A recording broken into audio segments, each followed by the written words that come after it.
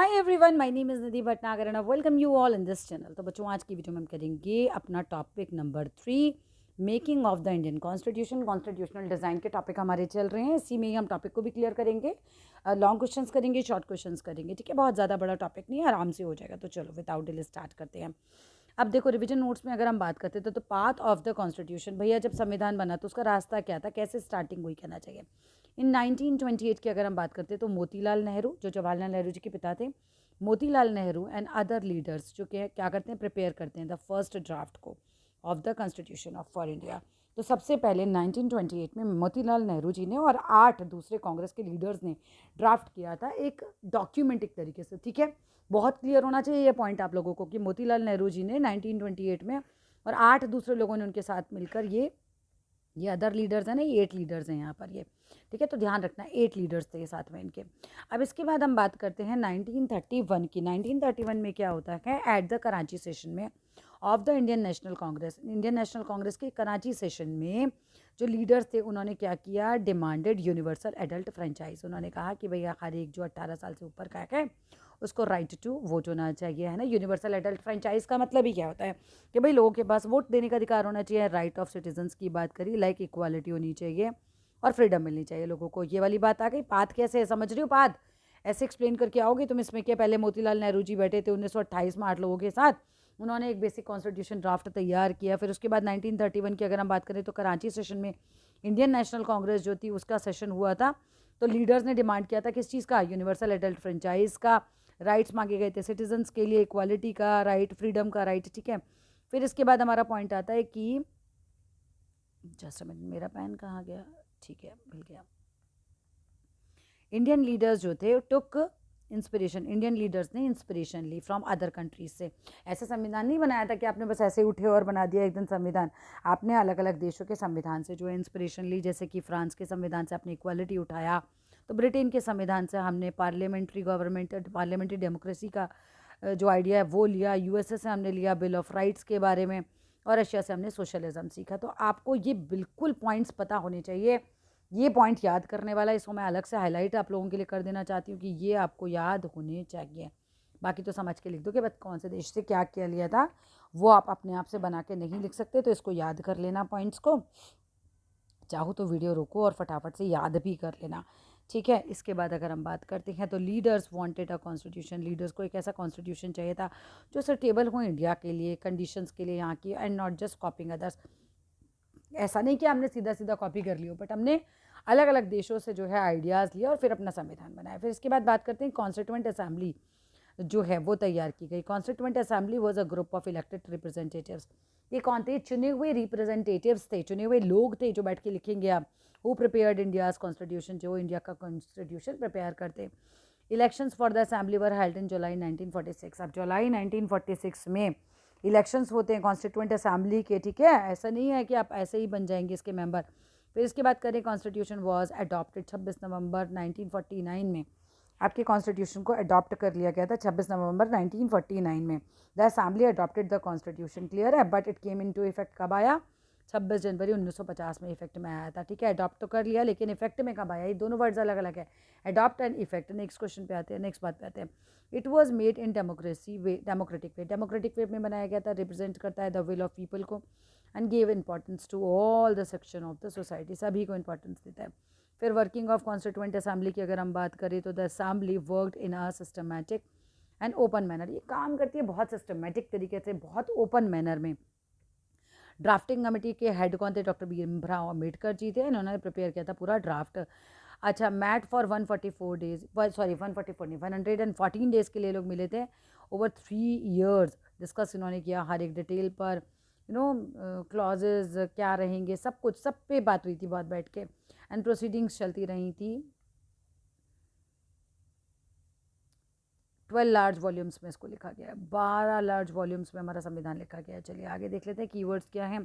Clauses का मतलब होता है एक स्मॉल सेक्शन या पार्ट और लीगल डॉक्यूमेंट का। इसके बाद कॉन्स्टिट्यूएंट असेंबली ग्रुप है इलेक्टेड लीडर्स का जो कॉन्स्टिट्यूशन बनाते हैं। अगर हम कॉन्स्टिट्यूशनल अमेंडमेंट की बात करें, अमेंडमेंट का मतलब ही चेंज होता है कॉन्स्टिट्यूशन में। ड्राफ्ट की बात करें तो first version of a document, जो ड्राफ्ट किया गया किताब है जो सबसे पहले मान लो लिखी गई, ड्राफ्ट की गई। फिलोसफी का मतलब होता है सेट ऑफ आइडियाज़ और बिलीव्स इसके बाद प्रियम्बल का मतलब होता है इंट्रोडक्शन। कॉन्स्टिट्यूशन का जो पहला पेज है ना, प्रियम्बल कहलाता है, वो हमारा शो करता है उसका एम क्या है, उसकी वैल्यूज़ क्या हैं। यूनिवर्सल एडल्ट फ्रेंचाइज का मतलब होता है right of every adult, right to vote, है ना, नो मैटर वो पुअर है, कास्ट, रिलीजन क्या है, सब कुछ। चलो जी, पहला क्वेश्चन की तरफ आ जाते हैं। पहला क्वेश्चन है what is meant by constitution, क्या ही समझते हो संविधान से।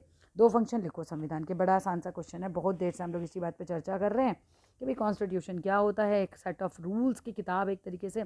कॉन्स्टिट्यूशन एक रिटन सेट ऑफ रूल्स हैं एंड लॉज उसमें लिखे गए हैं which tells how a country will be govern, है ना, किस तरीके से गवर्नमेंट चलेगी। इट डिफाइन करता है राइट्स ऑफ सिटीजन्स को एंड उनकी पावर ऑफ द गवर्नमेंट को।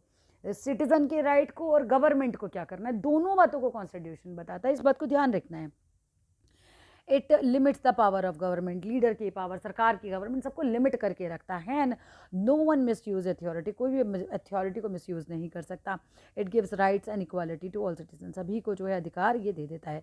लॉन्ग क्वेश्चन आते हैं कि what is constitution and why do we accept the constitution made by the constituent assembly more than 50 years ago, जो 50 साल से भी पहले, अब तो 70 से भी ज़्यादा हो गए, हम आज भी क्यों एक्सेप्ट करके बैठे हुए हैं उसको ही ना, हमने किताब बदली क्यों नहीं कहना चाहिए, है ना। Why do we accept the constitution, जो कितने साल पहले बना हुआ था। देखो कॉन्स्टिट्यूशन इस सेट ऑफ रूल्स है, सिस्टम ऑफ रूल्स है ना, लॉज का जो एक्सेप्ट किया जाता है पीपल के द्वारा कंट्री के। And we accept this constitution because, ये इंपॉर्टेंट पॉइंट है, जरा ध्यान से देखते थोड़ा बड़ा हो जाए तो। चलिए पहला बात आ रही है, it was made by elected constituent assembly, सभी लोगों ने जिन्होंने बनाया वो इलेक्ट किए गए थे, चुने गए थे, ठीक है, कॉन्स्टिट्यूएंट असेंबली के लोग। So it represented people's choice, ये लोगों की चॉइस को रिप्रेजेंट करता है। दूसरी बात, थ्रू सम पीपल्स डिसएग्री होते हैं इस पर, but overall it was accepted by most groups. हम ये नहीं कह सकते कि सभी लोगों ने एक्सेप्ट कर लिया, सभी को सही लग रहा है, लेकिन ज़्यादातर लोग जो थे उन्होंने इसे एक्सेप्ट किया। It gave a representation to all sections, ये रिप्रेजेंटेशन देता है हर सेक्शन के लोगों को थ्रू यूनिवर्सल एडल्ट फ्रेंचाइज, ठीक है, इसीलिए भी हम इसे आज तक मानते हैं। द कॉन्स्टिट्यूएंट असेंबली वर्क करती है एक डेमोक्रेटिक वे में, ओपन है सभी के लिए, एंड सिस्टमेटिक वे में काम करती है, तो पीपल जो है इस पर ट्रस्ट करते हैं आज भी। तो इस तरीके के कुछ रीजंस आप लिख सकते हैं, ठीक है। मैं एक आंसर और पढ़ देती हूँ इसके लिए आपके लिए। तो जो कॉन्स्टिट्यूशन है कंट्री का is a set of written rules हैं that are accepted by all people, जो भी साथ में रहते हैं कंट्री में।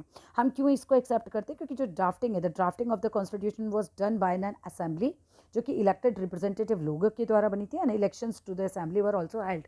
ऐसा नहीं था, बिना इलेक्शन के नहीं हुआ था, इलेक्शंस हुए थे और फिर इलेक्ट किए गए थे लोग। इसके बाद सेवरल ग्रुप्स हैव क्वेश्चन, बहुत सारे लोगों ने क्वेश्चन पूछे some provisions of the constitution के बारे में बात हुई, but no large social group और political party had even questioned the legitimacy of the constitution. लेकिन किसी ने भी इस पर सवाल नहीं उठाया, है ना, प्रश्न पूछे गए, लेकिन किसी ने ये नहीं कहा कि ये गलत है पूरा का पूरा कॉन्स्टिट्यूशन। इसकी लेजिटिमेसी, LEGITIMACY, इसके लेजिटिमेसी पर किसी ने भी प्रश्न चिन्ह नहीं लगाया। द कॉन्स्टिट्यूएंट असेंबली रिप्रेजेंट करती है पीपल ऑफ इंडिया को। There were no universal adult franchise at that time, उस समय लोगों को अधिकार थे नहीं, लेकिन संविधान ने अधिकार दिए तो लोगों के मन में रिस्पेक्ट आई। So the constituent assembly could not have been chosen directly, ऐसा नहीं था कॉन्स्टिट्यूएंट असेंबली को भी डायरेक्टली चूज किया गया था, है ना, directly by all the people of India. It ensured fair geographical shares, है ना, जियोग्राफिकली अलग अलग जगह से लोग बैठे कॉन्स्टिट्यूएंट असेंबली के जो चुने गए वोटिंग के द्वारा, और वो फिर आए थे।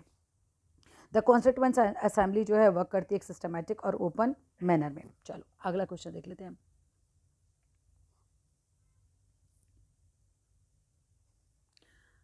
द फैमिलैरिटी मतलब एक तरीके से सेम होना with political institutions of the colonial rule help करता है डेवलप करने में एक agreement over the institution design. Justify करो भाई इस स्टेटमेंट को। चलो देख लेते हैं इस स्टेटमेंट में ये क्या कहना चाहते हैं। एक तरीके से ना तुम्हें थोड़ा सा समानताएं बतानी है इसमें कॉलोनियल रूल्स से और जो हमारा कॉन्स्टिट्यूशन डिज़ाइन हुआ उसमें। देखो under the British rule Indians were given limited voting rights. अब जब ब्रिटिश रूल चल रहा था तो इंडियंस को तो बहुत ही वोटिंग राइट्स जो हैं बहुत ही लिमिटेड थे, लेकिन वोटिंग राइट्स की बात हुई थी उस समय भी। The British rule had given voting rights, ठीक है, ये बात याद रखना, बहुत लिमिटेड थे बट वोटिंग राइट्स दिए गए थे। नेक्स्ट बात पे आते हैं कि ब्रिटिश ने इंट्रोड्यूस किया था। अब हमने क्या उसमें अमेंडमेंट किया, थोड़ा सा सिमिलरिटी ये रही, हमने सबको दे दिया, ब्रिटिश ने कुछ को दिया, हमने सबको दिया।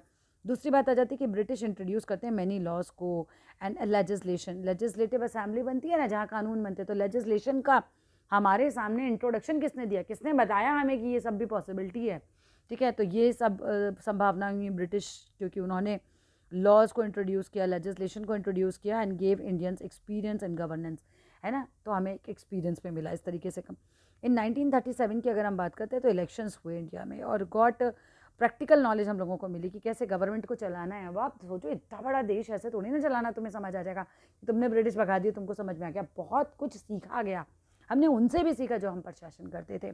नेक्स्ट बात आती है पीपल डेवलप करते हैं an understanding of democracy during colonial period.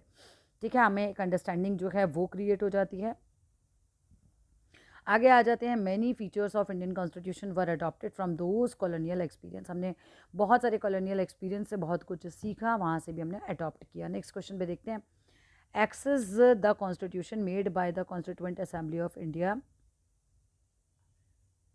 Assess करना है कॉन्स्टिट्यूशन को मेड बाय कॉन्स्टिट्यूएंट असेंबली। चलो इसको असेस कर लेते हैं, कैसे असेस करेंगे। ठीक है, पहला पॉइंट आ रहा है द कॉन्स्टिट्यूशन वॉज मेड, बहुत ही सिस्टमेटिक तरीके से बनाया गया था और एक डेमोक्रेटिक मैनर में बनाया गया था। दूसरा, जो ड्राफ्टिंग कमेटी थी वो प्रिपेयर करती है पहले ड्राफ्ट को आफ्टर डिटेल्ड डिस्कशन के द्वारा, है ना। तीसरी बात आ जाती है कि every provision was discussed, her provision जो है वो डिस्कस किया जाता है, हर क्लॉज बाय क्लॉज, मतलब हम पूरे ये क्लॉज लिखा, क्लॉज 1 फिर क्लॉज 2 फिर क्लॉज 3, तो हर एक को डिस्कस किया गया असेंबली के अंदर। द असेंबली ने वर्क किया 114 दिन, अक्रॉस 3 ईयर्स तक इन लोगों ने अपना काम किया और कंप्लीट किया। ऑल डिस्कशंस वर रिकॉर्डेड, सब डिस्कशंस को 12 वॉल्यूम में हमने रिकॉर्ड किया, जैसे 12 चैप्टर डाल सकते हो आप लोग, विच शोज करते हैं ट्रांसपेरेंसी को। नेक्स्ट क्वेश्चन आता है why do we need a constitution. बहुत ही आराम से बन जाएगा क्वेश्चन, तो ठीक है, एक्सप्लेन करना है बस तुम्हें रीज़न। इट क्रिएट्स करता है भाई ट्रस्ट लोगों का और कोऑर्डिनेशन लोगों के बीच में बैठेगी, इससे बताता है गवर्नमेंट कैसे काम करेगी। It tells how the government will be formed, कैसे बनाई जाएगी and who will take decisions, कौन लेगा डिसीजन। इट लिमिट्स, गवर्नमेंट की पावर को लिमिट करता है, प्रोटेक्ट करता है राइट ऑफ सिटीजन्स को। It shows aspirations and goal, क्या हमारी इच्छाएं हैं, क्या हमारा गोल है लोगों का, ये भी संविधान में बताया गया है। और बस होता है हमारे टॉपिक भी क्लियर यहाँ तक। Thank you.